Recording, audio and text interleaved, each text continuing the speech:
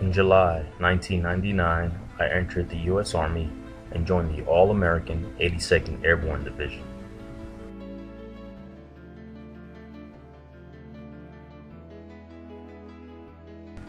In one of my many missions with this unit, we went to a place in Nijmegen, just east of the Netherlands and near the German border. This location is the historical site for Operation Market Garden, which was an unsuccessful Allied military operation.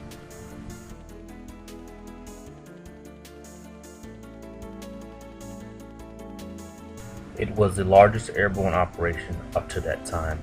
During this bloody battle, soldiers had to cross the Wall River to prevent the Germans from destroying the bridges.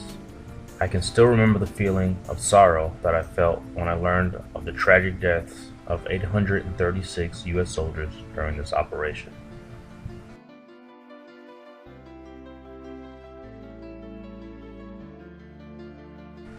We visited the Airborne Monument and the old church in Oosterbeek, which was a resting stop and place of refuge during the war.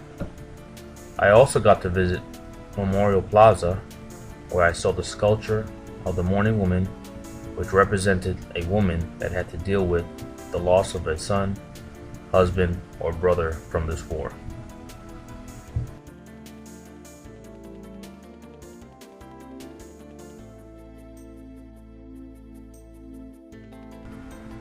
Perhaps one of the most memorable experiences that I had from this journey was stopping at the Netherlands American Cemetery and Arnhem Oosterbeek War Cemetery.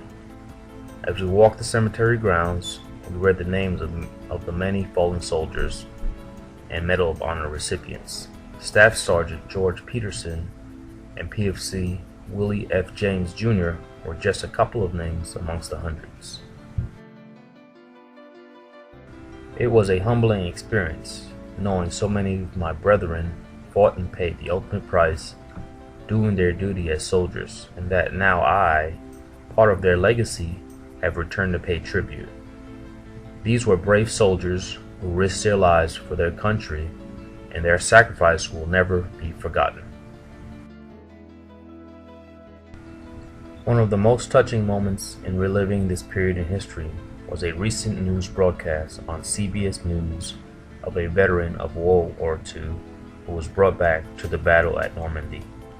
This old man, using his walker, walked a great distance in his old age.